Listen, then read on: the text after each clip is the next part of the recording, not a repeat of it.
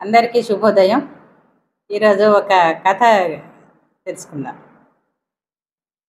ఒక నాయనమ్మ మనవడి జీవితాన్ని ఎట్లా చక్కదిద్దిందని ఈ కథలో చూద్దాం. పాపం అన్నపూర్ణమ్మ గారు చాలా ఓపికవంతురాలు. ఓపిక ఉన్న వాళ్ళకే, మంచితనం ఉన్న వాళ్ళకే భగవంతుడు కష్టాలు పెడతాడా అని అనిపిస్తుంటుంది. అనుకుంటారు కదా, మంచి వాళ్ళకే కష్టాలు పెడతాడు దేవుడని. అది నిజమే ఉన్నట్టున్నది. అన్నపూర్ణమ్మ గారికి పాపం పెళ్ళిగా అయినాక ఒక బాబు పుట్టిండు. పుట్టంగానే భర్త చనిపోయిండు. కాకపోతే ఆ మంచి కుటుంబమే, ఆస్తిపాస్తులు, పెద్ద వ్యవసాయం అన్నీ ఉన్న కుటుంబమే. కొడుకును ఎంతో మంచిగా పెంచింది, పట్టణంలో ఉంచి చదివించింది. ఒక అమ్మాయిని ప్రేమించిన అమ్మ నేను ఆ అమ్మాయినే పెళ్లి చేసుకుంటా అంటే సరే అని ఎంతో వైభవంగా పెళ్లి కూడా చేసింది. చేసిన తర్వాత 2-3 సంవత్సరాలు పెళ్ళి కాగానే కొడుకు అన్నపూర్ణమ్మ గారిని తనతో పాటు పట్టణానికి సిటీకి తీసుకెళ్ళిండు. అంతా బాగానే ఉంది. ఒక 3-4 సంవత్సరాలు బాగానే ఉన్నారు. చక్కగా బాబు పుట్టిండు. ఇక ఆ తర్వాత మొదలైనవి వాళ్ళిద్దరి మధ్యలో మనస్పర్ధలు. ఏమైందో తెలియదు. ఆమె ఎప్పుడూ ఒక క్రమశిక్షణగా అసలే ఉండకపోయేది. ఏమైనా ఎప్పుడో పొద్దంతా బాబుని పట్టించుకోకుండా బయటికి వెళ్ళడం, ఏ రాత్రి వరకు ఇంటికి రాకపోవడం, ఇట్లా. కొడుకు మాధవ్ ఏమన్నా అంటే గొడవ పెట్టుకునేది. మెల్లగా చెప్పినా, ఎంత బుజ్జగించి చెప్పినా అసలే ఆమె ఎందుకో అసలు అర్థం చేసుకోలేదు. ఇక అటో ఇటో ఇంకొక సంవత్సరం గడిచింది. బాబుని కూడా వదిలిపెట్టి నాకేమొద్దని ఆమె వెళ్ళిపోయింది. ఇక వాళ్ళ మధ్య కూడా చిన్న బాబు, అప్పటికి అతను 4 సంవత్సరాలు ఉన్నాడు. ఈ గొడవలు అవి చూసి బాబు మీద చాలా ప్రభావం పడ్డది. ఎట్లా మారిపోయిందంటే అతను ఒక వివాహం అంటేనే వ్యతిరేకత, స్త్రీలు అంటేనే వ్యతిరేకత, ఈ రకంగా వచ్చేసింది బాబులో. భార్య అట్లా వెళ్ళిపోయేసరికి కొడుకు తాగుడుకు బానిసయ్యి ఎంత చెప్పినా వినకుండా అతను కూడా ఆరోగ్యం చెడిపోయి చనిపోయిండు. ఇక ఈ బాబును, అప్పుడు కొడుకును అట్లనే పెంచింది పాపం ఆవిడ అన్నపూర్ణమ్మ గారు. ఇప్పుడు ఈ మనవడిని కూడా మళ్ళీ పెంచవలసి వచ్చింది. చక్కగా పెంచింది, చదివించింది. అదే హైదరాబాదులో ఉండి అంతా బాగానే ఉన్నది. మంచి ఉద్యోగం కూడా సంపాదించుకున్నాడు. కాకపోతే పెళ్లి చేసుకోనానా, ఇంకా పెళ్లి వయసు వచ్చేసింది కదా, పెళ్లి చేసుకో అంటే మాత్రం అస్సలే వింటలేడు. ఇంత ఎత్తున ఎగిరిపడతాడు పెళ్ళి అంటేనే. అందరూ అట్లా ఉంటారా? ఇప్పుడు ఎన్ని కుటుంబాలు ఉన్నాయి మనం చూస్తున్నాం కదా, నీకు చూస్తున్నావు కదా. అందరూ చక్కగా లేరా? అందరూ మన ఇంట్లో జరిగినట్టే అందరికీ జరుగుతుందా? మీ అమ్మ చేసినట్టు అందరు చేస్తారా అని ఎంత సర్ది చెప్పినా కానీ కనీసం వినే ప్రయత్నం కూడా చేస్తలేడు మనవాడు. చాలా రకాలుగా ప్రయత్నం చేసింది. ఇక చూస్తుంది, ఎప్పుడు సరే అంటాడా, ఎప్పుడు పెళ్లి చేయాలా అని ఎదురు చూస్తుంది. వీళ్ళతో చెప్తుంది ఒక మంచి అమ్మాయి ఉంటే కావాలని చెప్పి. ఇక ఆఖరికి వాళ్ళ బంధువుల దూరపు బంధువులు అవుతారు. వాళ్ళ అమ్మాయి పెళ్ళికి ఉంది. చాలా చక్కటి కుటుంబం. ఆ కుటుంబం గురించి అన్నపూర్ణమ్మ గారికి కూడా తెలుసు. చక్కటి కుటుంబం, ఆ అమ్మాయి చక్కగా చదువుకున్నది, ఈ అమ్మాయి పెళ్ళికి ఉన్నది అని తెలిసి అన్ని వివరాలు తీసుకున్నది. కాకపోతే మనవాడిని అడగడానికే భయపడుతుంది. ఎందుకంటే ఆ పెళ్ళి విషయం తీస్తేనే అతను ఇంత ఎత్తున ఎగిరిపడుతుండే. ఇక ఏం చేసింది, ఆ అమ్మాయి తండ్రికి ఫోన్ చేసి మీ అమ్మాయి మాకు మా మనవనికి ఇచ్చి పెళ్లి చేయండి అని అడిగింది. సరే మరి వచ్చి మేము అబ్బాయిని ఇల్లును అన్నీ చూస్తాము అని వాళ్ళు చెప్పిండ్రు. అంతే తెల్లవారి ఆ అమ్మాయి తండ్రి ఫోన్ చేసి మా అమ్మాయికి సిటీలోనే జాబ్ వచ్చింది ఫలానా కంపెనీలో అని చెప్పిండు అతను. చెప్తే అదృష్టవశాత్తు ఆ కంపెనీ మనవాడు పని చేసే కంపెనీ అది కూడా. సరే మరి మా మనవడు కూడా అందులోనే పని చేస్తున్నాడు, కాకపోతే మరి మీ మనవరాలను ఎక్కడ ఉంచుతారు అని అడిగింది అన్నపూర్ణమ్మ. అంటే వచ్చి చూడాలి మరి, ఏదైనా హాస్టల్లో, వర్కింగ్ ఉమెన్స్ హాస్టల్లో ఉంటా అంటుంది మా అమ్మాయి అని అతను చెప్పిండు. చెప్తే నీకు సరే మీరైతే మా ఇంటికి రండి, మీకు సిటీ కొత్త కదా, మా ఇంటికి రండి అని చెప్పింది. చెప్తే అతను ఇంటికి వచ్చిండు. ఇంటికి వచ్చినాక పక్కకు ఒక 2 రూమ్స్ పోర్షన్ ఒకటి ఖాళీ ఉంది వీళ్ళ ఇంట్లో. చూపెట్టి మీకేం అభ్యంతరం లేకపోతే మరి మీ అమ్మాయిని అందులో ఉంచండి, నేను నా మనవరాలిని చూసుకున్నట్టు చూసుకుంటా, నా మీద నమ్మకం ఉంటే ఇక్కడ ఉండండి, నేను అన్నిటికీ చూసుకుంటా, హాస్టల్లో ఎందుకు అని చెప్పింది అన్నపూర్ణమ్మ. సరే అని అతను ఇంతకంటే చాలా సంతోషం అని చెప్పి, ఇంతకంటే ఇక నాకు ధైర్యం ఏముంటుంది, నాకు మీ గురించి తెలుసు, మీరు ఎంత మంచివారో నాకు తెలుసు అని అన్నాడు. అతను అమ్మాయిని అక్కడ ఉంచిండు. పోయిండు. ఇక ఆ పక్కకున్న ఆ అమ్మాయి పేరు వాసంతి. వాసంతిని చాలా జాగ్రత్తగా చూసుకుంటుంది అన్నపూర్ణమ్మ. ఆమెకి ఏ అవసరం ఏది కావాలన్నా ఇస్తుంది, అన్నీ చూసుకుంటుంది దగ్గరుండి. ఇక ఆఫీసు మనవడివి, అన్నపూర్ణమ్మ గారి మనవడి ఆఫీసే కదా.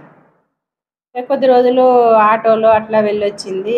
ఒకరోజు అన్నపూర్ణమ్మ అన్నది కదా మనవాడితోటి, ఒకటే ఆఫీసు కదా నాన్న, మరి ఆ అమ్మాయి పాపం ఆటోలో కష్టపడుతూ వెళ్తుంది, నీ నీ నీ కారులో ఆ అమ్మాయిని కూడా తీసుకెళ్ళరాదు అని మెల్లగా చెప్పింది అన్నపూర్ణమ్మ.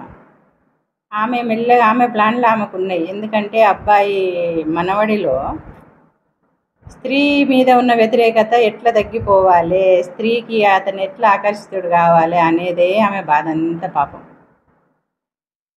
ఇక అతను ముందున ఒప్పుకోలేదు, చెప్తే వినలేదు, కానీ తర్వాత సరే తీసుకుపోతలే అని అన్నాడు. ఎందుకంటే నానమ్మ మాట కొంచెం వింటాడు. అతనికి తెలుసు నానమ్మ నా కొరకు చాలా కష్టపడ్డది అని ఆ బాబుకు అర్థమైంది. తీసుకుపోయిండు. ఇక 1 రోజు 2 రోజులు అట్లనే ఇప్పుడు అట్లనే ఎక్కువ తరచుగా తన కార్లనే తీసుకెళ్ళేటోడు. వాసంతి కూడా చాలా ఓపికవంతురాలు, చాలా గుణవంతురాలు. ఆఫీసులో కూడా వాళ్ళకు ఇద్దరికి ఎక్కువ సార్లు మాట్లాడుకునే అవసరం ఏర్పడేది. ఒక ఫైల్ విషయంలో కానీ, ఏదైనా పని విషయంలో కానీ చాలా సహాయం చేసేటోడు వాసంతికి. కొత్తగా వచ్చింది కాబట్టి అమ్మాయి. ఇట్లా ఇద్దరి మధ్యలో మామూలు స్నేహం మాత్రం ఏర్పడ్డ తర్వాత ఒకరోజు వాసంతికి చెప్పింది అన్నపూర్ణమ్మ. దగ్గర కూర్చోబెట్టుకొని, అట్లా కాదు వాసంతి, ఇప్పుడు మా మనవడికి పెళ్లి చేయాలనుకుంటున్నామని ముందు అనలేదు. ముందు ఏమన్నదనంటే, నీకు మా మనవడి మీద ఏ అభిప్రాయం ఏంటిది అని అడిగింది. అడిగితే మీ మనవడిని ఎవరైనా ఇష్టపడతారు అమ్మమ్మ, ఎందుకంటే అతను చాలా ఓపికవంతుడు, చాలా బుద్ధిమంతుడు, ఎవరితోటి అసభ్యంగా అసలే ప్రవర్తించాడు, ఏ అమ్మాయి అయినా ఇష్టపడుతుంది అని అన్నది వాసంతి. అనగానే ఇక అన్నపూర్ణమ్మ గారికి కొంత ధైర్యం వచ్చి మరి అది కాదమ్మా, నీకు కూడా మీ నాన్న పెళ్ళి చేయాలనుకుంటాడు కదా, నీకు కనుక మా మనవాడు నచ్చేది ఉంటే నువ్వు కొంచెం అతనితోని కొంత చొరవ తీసుకొని ప్రవర్తించు, ఎందుకంటే మా మనవాడికి ఇట్లా మా ఇంటి పరిస్థితుల వల్ల వివాహ వ్యవస్థ మీద, స్త్రీల మీద సదభిప్రాయం లేదు, అందుకని నువ్వు కొంచెం కోఆపరేట్ చెయ్యి, నీకు మా మనవడు నచ్చేది ఉంటే, మా కుటుంబం కనుక నచ్చేది ఉంటే అని చెప్పింది అన్నపూర్ణమ్మ. చెప్తే వాసంతి సరే అమ్మమ్మ అని అన్నది. ఇక అప్పటి నుండి కొంచెం ఎక్కువగా మాట్లాడు మొదలుపెట్టింది. ఆ రకంగా ఇద్దరి మధ్యలో కొంత స్నేహం అనేది ఎక్కువైతే అప్పుడు అన్నపూర్ణమ్మ గారు మెల్లగా మనవనితోనే ప్రతిపాదన తెచ్చింది. అది కాదు నాన్న, ఇప్పుడు వాసంతిని చూస్తున్నావు కదా, ఎంత చక్కటి అమ్మాయి, ఎంత ఓపికవంతురాలు, అటువంటి అందరూ ఏదో మీ అమ్మ అట్లా చేసిందని అందరూ అట్లా చేస్తారని అనుకోకు, వాసంతి మీద నాకు చాలా నమ్మకం ఉన్నది, వాసంతి చాలా మంచి అమ్మాయి, నువ్వు పెళ్లి చేసుకుంటే ఇటువంటి ఈ అమ్మాయిని పెళ్లి చేసుకుంటే నువ్వు చాలా సుఖపడతావు, కొద్దిగా ఆలోచించు అని, నా మాట విను అని చాలా బతిమిలాడి చెప్పింది. చెప్తే సరే చూద్దాంలే అని అన్నాడు మనవాడు. ఇక మెల్లగా మెల్లగా మెల్లగా మొత్తం మీద వాసంతి మీద అతనికి ఒక ఇష్టం అనేది ఏర్పడి ఇద్దరికి పెళ్లి చేసిండ్రు. ఇక పెళ్లి చేయంగానే నేను ఊరికి వెళ్ళిపోతా అని చెప్పి అన్నపూర్ణమ్మ వెళ్ళిపోయిన తర్వాత వాసంతినే ఎక్కువగా అతనితోని దగ్గరగా మసులుకోవడం మొదలుపెట్టింది. కొద్ది రోజులలోనే వాళ్ళిద్దరూ చక్కగా ఒకరినొకరు అర్థం చేసుకొని ఒకరొకరు చక్కగా కలిసి ఉన్నారు. ఒక సంవత్సరం వరకే మనవడు పుట్టిండు, బాబు పుట్టిండు. ఇక అన్నపూర్ణమ్మ గారి సంతోషానికి అయితే అసలు ఇక హద్దులే లేవు. ఇక ఆ తర్వాత సంవత్సరం 2 సంవత్సరాల తర్వాత ఇద్దరు కలిసి మేమిద్దరం ఇట్లా చేసి మొత్తం మీద నేను ఇట్లా ప్లాన్ చేసి నీకు పెళ్లి చేసిన నాన్న అని చెప్పింది అన్నపూర్ణమ్మ. అమ్మ మీరిద్దరు తోడు దొంగలు నన్ను ఇట్లా మోసం చేసిండ్రా అమ్మో, ఇంకోసారి మిమ్మల్ని నమ్మద్దు అని సరదాగా అన్నాడు వాళ్ళ మనవడు. ఈ రకంగా చాలా ఎంతో కష్టపడి పాపం అన్నపూర్ణమ్మ గారు మనవడి జీవితాన్ని చక్కదిద్దింది.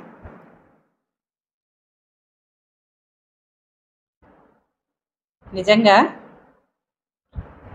మర్యాద అంటేనే పల్లెలు, అంతే కదా. మన మర్యాద ఎట్లుంటుంది అనేది చూడాలంటే పల్లెటూరుకు పోతే తెలుస్తుంది. అంటే నేను చిన్నప్పుడైతే, మరి ఇప్పుడు ఎట్లున్నాయో పల్లెలు నాకైతే తెలియదు. నేను చిన్నప్పుడు మా అమ్మమ్మ వాళ్ళ ఇంటికి పోతే బస్సు దిగి 1.5 కిలోమీటర్ దానిక నడవాలి.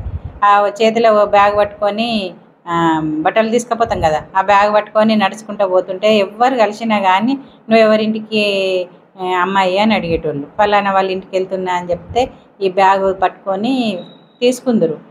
ఎందుకు నా బ్యాగ్ నేను పట్టుకుంటానని అన్నా కానీ వినకుండా తీసుకుందరు. 6th 7th ఆ ప్రాంతంలో, నేను 6th 7th చదువుతున్న ప్రాంతంలో బ్యాగ్ తీసుకొని వచ్చి మా అమ్మమ్మ వాళ్ళ ఇంట్లో నన్ను పంపించి తోలి ఆ బ్యాగ్ అక్కడ పెట్టి చెప్పి పోదురు.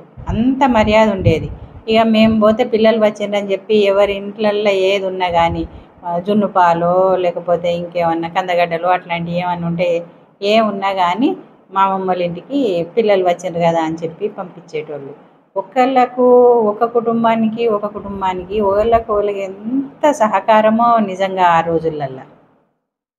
ఇప్పుడు ఎట్లున్నాయో నాకైతే తెలియదు కానీ చాలా ప్రేమలు ఉండేవి, అసలు చాలా మర్యాదలు. అసలు ఒకళ్ళ ఇంటికి అల్లుడు వచ్చిందంటే ఇక అందరి ఇళ్ళల్లో పండుగే అట్లుండేది. అంటే మర్యాదలు చూడాలంటే ఎంతైనా పల్లెటూర్లలోనే చూడాలి. ఇప్పుడు ఈ వీడియో టైటిల్ పైన పట్నం మర్యాదలు అని ఒక టైటిల్ ఇస్తా. పట్నం మర్యాదలు ఎట్లుంటే పల్లెటూరు మర్యాదలు ఎట్లుంటాయో ఒక కథ చూడండి.